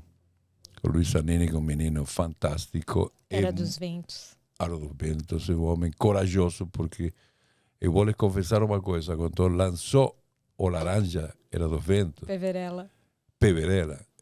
Primeiro, resgata uma variedade que ninguém se lembrava. Sim. Porque era muito ácida e justamente foi um motivo pelo qual eu... E eu lembro que quando eu soube que ele era dos ventos, eu digo, eu não quero provar, porque não vou gostar e eu não quero criticar o Luiz. Eu gosto dele, não quero... Não, eu adoro o Luiz e digo, não quero. E como que, se eu me encontrar com ele, como que eu vou dizer que não gostei? Vou ser mentiroso. Então, mas aí o meu distribuidor no Rio me fez uma pegadinha. Fomos no restaurante no Rio e ele mandou vir uma garrafa dele. E ele já tinha comprado. Não, ele já tinha comprado. Eu digo, bom, agora vou ter que provar. Não tem mais jeito. Eu fiquei de boca aberta. Juro que eu fiquei tão bem impressionado por ser um vinho fora da curva. Ser um vinho que não tem nada a ver. Não tem nada a ver com um branco normal. Mas eu esperava algo herbáceo, algo duro, era uma delícia de vinho. Aí sim, claro, depois mandei uma carta de amor para ele. O Luiz Zanini, eu tinha uma enorme admiração por ele, por ser um menino de pé no chão, um poeta. O Eduardo Angeben, que é filho do técnico que criou os vinhedos da Chandon na época quando nós chegamos. Também os vinhos Angeben são muito bons. Os vinhos da Batalha, que eu tenho um pouquinho à mão, eu faço, também recomendo. Enfim, é isso que eu tenho várias como... referências. Además de admirar todos os enólogos gaúchos, como que eu disse, porque são verdadeiros heróis. Eles trabalham com uma matéria-prima muito variável e sempre têm o compromisso de fazer coisa boa. É isso. Muito bom. Vou fazer uma pergunta agora. Você foi inovador, né, aqui em algumas técnicas aqui no Brasil, que hoje elas são amplamente utilizadas, como espumante natur, ciclos mais longos e a utilização do Merlot em espumantes. Tá? Você vê que essa inovação foi forte para a sua atuação e para a atuação de outras pessoas hoje em dia? Eu creio que sim, porque sempre a ver, o Natur, quem elabora vinhos e é um constante buscador de novidades, o Natur é o maior desafio. Por quê? Porque não tem açúcares. Este Brut tem 8 gramas. Parece muito, parece pouco. É pouco, mas claro, porque não aparece. Doce. Mas sempre um acomodador de uma acidez excessiva ou coisa assim. O Natur não tem. O Natur nosso é o único... Aí eu comecei com Merlot. Lembram que eu falei que comecei com 15%? Era 11%, foi para 15%. E agora o nosso próximo lote de Natur. O Laurens da Confraria do Bacana, toda manhã, de manhã cedo, me liga, o Natur está pronto. Eu digo, Natur. Eu digo, Laurens, fica calmo que vai vir no segundo semestre deste ano e você vai ser as primeiras sem saber. Obrigada. Eba! Mas a gente tinha contado essa história fora do ar. O que ele está dizendo é que para incorporar o Merlot nos espumantes, ele não foi botando 60% como é hoje. Então ele começou com 15%, depois foi para 40%, é isso? Ele foi para 40%. Depois foi para 40%. Então vamos ver se vai dar certo esse bichinho. Não e aí foi comprovando. Agora, deu muito certo. Por que eu parti para o Merlot? A região da Serra é uma região muito chuvosa e o Pinot apanha bastante. Então ele sofre com as chuvas. Então eu sinto que eu vou ter dificuldades em ter bons Pinot ao longo dos anos. Então digo, que variedade eu posso ir me preparando para comprovar se ela dá resultado ou não? Cabernet Sauvignon não podia. Importante. Pinot eu já tenho. A única variedade que apareceu foi uma variedade que é extremamente generosa, que se adaptou muito bem, com a qual você faz bons brancos, bons rosados e bons tintos. E eu acho que eu não me enganei. Por quê? Porque os produtos, quando você tem uma... O Pinot é o esqueleto do espumante. É aquele que dá força, mas também dá os herbáceos, também dá também. Quando você pega o Chardonnay é a leveza, o frescor. E o Merlot me dá a impressão de que ele agregou um toque de elegância, ou seja, ele cria um espumante que você se encanta no nariz, que ele é fácil de beber. Eu sou um defensor de fazer produtos fáceis de beber, certo? Eu não quero exigir do consumidor que tenha um pouquinho de compreensão, porque ele é muito ácido, sabe? A acidez da chuva, não. O Nature não pode ser ácido sob pretexto de que não tem açúcar. Por isso que eu demorei muito para fazer o Nature. Por isso que entrou Merlot. Porque Merlot me quebra meia grama de açúcar e faz o produto mais amável, entende? Então, essa mistura, o meu Charmat branco é predominância de Chardonnay, o meu Charmat rosé é predominância de Pinot. O Nature é Pinot, Chardonnay e Merlot. Esta é predominância de Merlot, porque eu fui sentindo cada vez mais confiança e queria fazer um produto diferencial com este. Uma informação que eu dou sobre este vinho. Sou Marcelo Copello, que é um avaliador. Um grande avaliador. Ele, este ano, elegeu o 30 como o melhor espumante de Sudamérica. Não deu? Eu achei que ele foi um pouquinho exagerado, mas enfim, ficamos extremamente orgulhosos por saber que temos um produto de qualidade e avaliado por gente que tem litragem e muita quilometragem como ela. Eu quero deixar claro, ontem nós tivemos a oportunidade de provar também os do método Charmat, que tem um custo muito atrativo. Vale a pena muito. Os dois Charmats estão na faixa de R$ 79,90 e são ótimos. De tomar de joelho. Não tenho o que falar, assim, é irretocável. Realmente a acidez que o pessoal torce o nariz para acidez, né? Ou então o frescor dele não é aquela coisa que estoura na boca. Não, super equilibrado, uma delícia. Esse, claro, tem um método um pouco mais caro, mas isso aqui é uma joia. Olha, eu recomendo fazer ou tomar numa ocasião especial, né? Se não tiver. Mas quem tem condições, invista, vale a pena. Pega a caixa. Inclusive, eu vou até fazer um comentário aqui. Ontem eu fiquei na Descorteados o dia todo.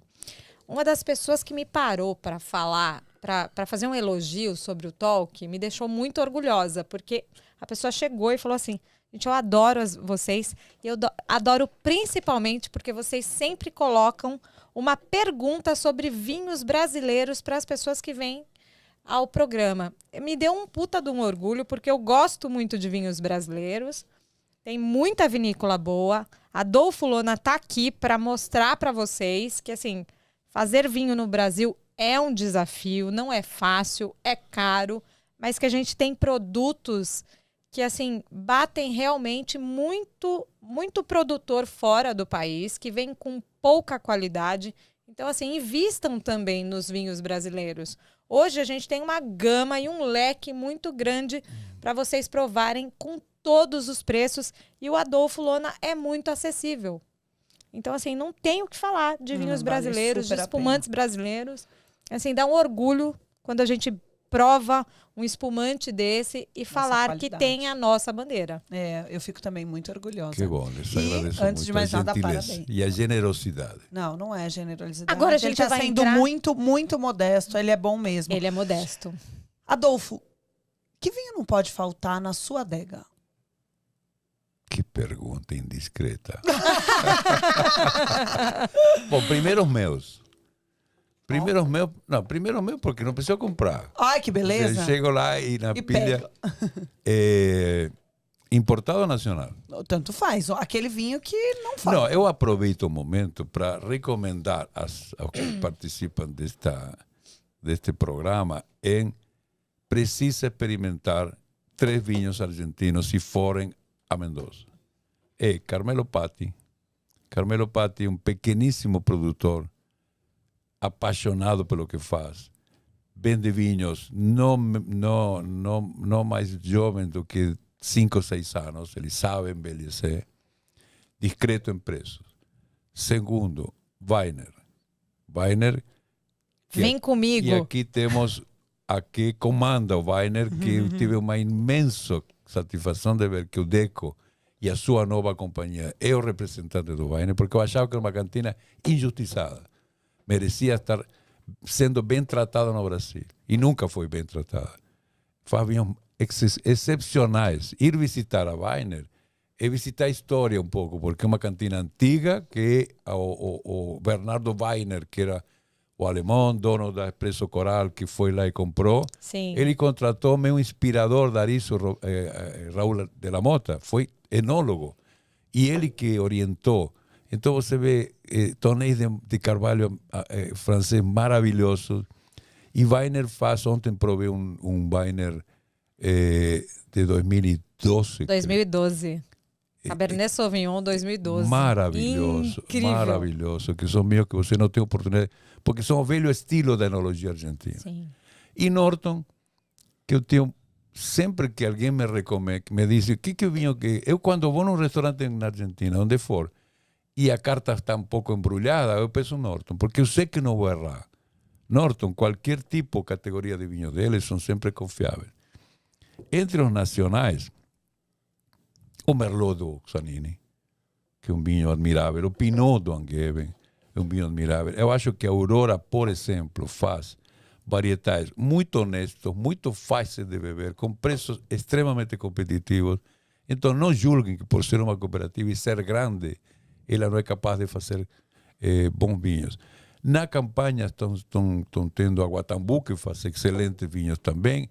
A Batalha, que contribui um pouco também, em outro estilo fazemos vinhos. E como vocês falaram, ou seja, no Brasil não é fácil fazer vinhos, é difícil, mas todo mundo se empenha demais em fazer coisas honestas. Tá? Que tem picareta, que tem vinhos maquiados demais em todo mundo. Sim. E o consumidor de vinho deve entender que a compra de vinhos é um ato de risco. Porque você compra sem saber. E você nunca termina sabendo, porque cada ano os vinhos vão sofrendo uma safra nova.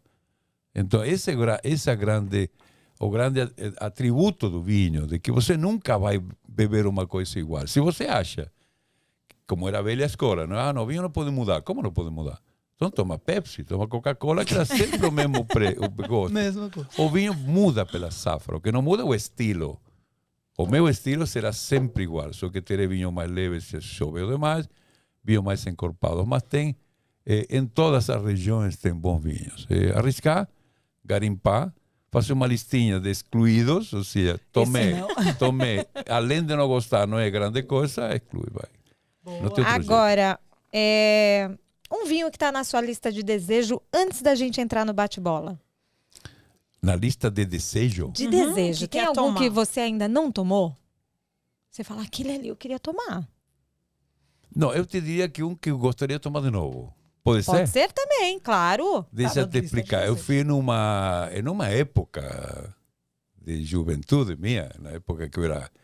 Eu não sei por que me escolheram como bom juiz de vinhos. Então, os concursos convidavam, porque naquela época participei de alguns. E quando você participa em 2 concursos como jurado, os outros começam a te convidar. Eu fui num concurso em Bordeaux. Imagina em Bordeaux, um concurso de vinhos. Ai, Eu que digo, ruim. vou encontrar nata. Foi uma tremenda desilusão, porque eram 500 jurados. Tinha o prefeito, o filho do prefeito, o delegado de polícia, tinha um monte de gente que não devia estar aí. E aí comecei a me desiludir com o próprio concurso. Mas eu tinha marcado para chegar em Bordeaux às 4 da tarde, carro alugado, tudo tranquilo, falhou tudo, chegou bom atrasado, não tinha carro alugado, cheguei às quase 11 horas no hotel, sem comer nada. E quando eu virei para ir para o quarto, uma senhora estava na porta do restaurante. E eu digo, e ela me perguntou, claro, coitada, sentiu pena, me disse, o senhor não quer comer alguma coisa? Eu digo, a senhora tem um queijinho e um presunto que para mim é suficiente, e uma bela garrafa de vinho. E ela me trouxe o Chateau Léoville Poifer. Ai, que ruim. Que eu naquela época não tinha a menor ideia do que era. Quando eu provei aquilo, eu quase pedi a mulher em casamento. Eu digo, meu Deus do céu. Senhora merece. Uma senhora que é capaz de me oferecer isso como se fosse um vinho. Bom, saí de lá louco. Quando cheguei no free shop, eu fui lá comprar uma garrafa. E eu trouxe para o Brasil, juntei a família. E claro, não foi aquele impacto, porque faltava o atraso, faltava a senhora, faltava a fome, faltava o ambiente, mas era um vinho maravilhoso. Então esse é um vinho que eu gostaria, só que é meio caro demais. E eu não sou tão rico assim como para... Mas se algum ouvinte quiser me presentear com um Chateau Leville Perfeiro, eu vou agradecer demais. Muito. Um vinho maravilhoso. Um vinho Boa. maravilhoso. Ah, tá vendo? Não precisa ser um de desejo, pode ser repetir. Pode muito ser bem. repetido, muito bom. Agora a gente vai entrar numa parte que tem que ser o que vier na cabeça. A primeira coisa que vier, um bate-bola. Vale tudo? Vale tudo. Vale tudo. Que Não, medo, né? não, Vale tudo. Antes de responder, sei. ela pensou. Ou seja, não vale tudo. Ok, entendi. Tem um meme Ah, aqui mas no Brasil muito bom. eu do Vale disse que Tudo. vale tudo. Então, vamos lá. A gente vai dizer uma ocasião e me fala um vinho para levar. O primeiro que vier à cabeça. Ok. Um vinho para celebrar. 30. Eu ia falar isso, se não falar o 30. Um vinho pra curtir aquela tristeza, uma fossa, porque você tá magoado porque levou um pé na O bunda. vinho não deu certo. Ou perdeu o emprego. O vinho não deu certo. Perdeu um barril. Um garrafão. Um vinho de garrafão para sofrer mais. Pra já matar a mágoa. Já que você está na lona, Boa. vai tomar o quê? Eu também sou dessas. Não vamos gastar um vinho Eu bom. não vou exigir qualquer vinho, que for. O primeiro que tiver na prateleira me dá momento- que eu já não... É isso. eu não mereço mais.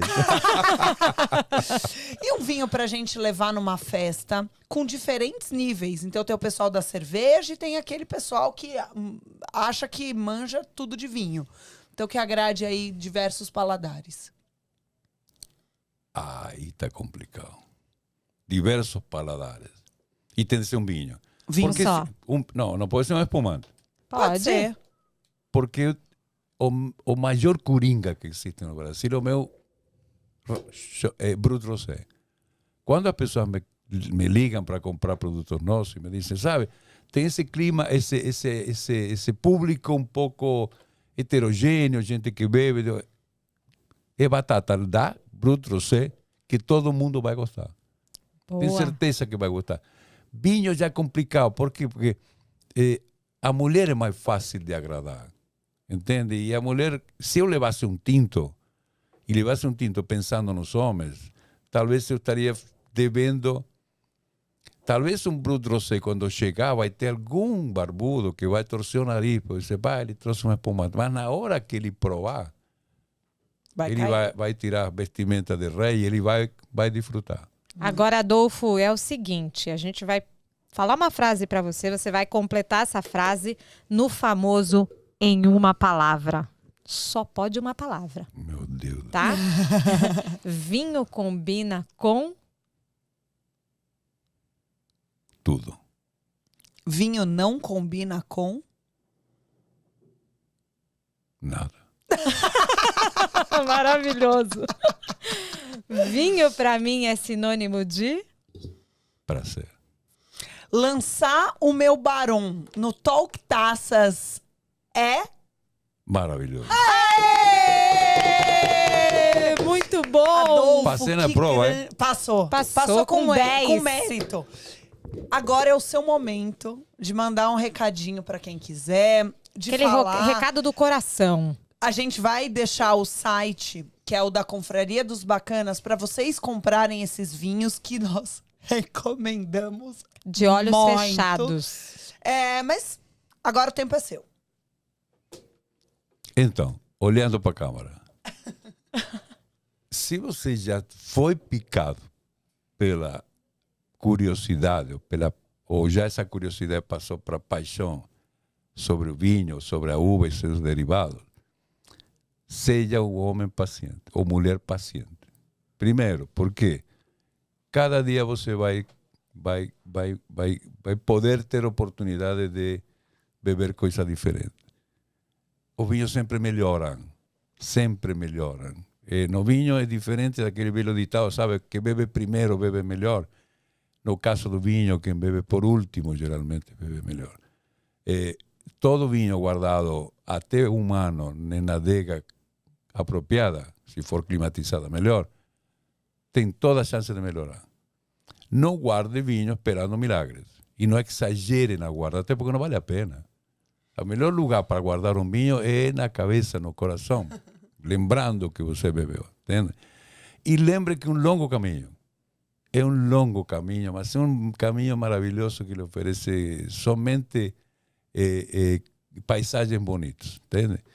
E lhe agradecer, se você já está aí, lhe agradecer porque vocês são a razão da nossa existência. Nós produzimos para fazer, dar prazer e dar orgulho às pessoas que se arriscam a gostar de vinho. Tá bem? E Muito bom. saúde. Fazer um brinde, né? Saúde. Obrigada, Um brinde, adoramos. Foi obrigadíssimo incrível. Obrigado por ter vindo, por ter me oferecido esta oportunidade. Foi muito divertido, descontraído. A honra é nossa, sempre. Além disso, está Volte conversando com sempre. duas belas mulheres. Não é uma coisa assim tão frequente. Mas olha, a gente bebe mais, né, Ju? A gente bebe bem aqui. Essa semana foi um negócio, né? Também. A gente está fechando a semana com chave de ouro. Adolfo Além de, Lona. a gente trabalha com o que ama.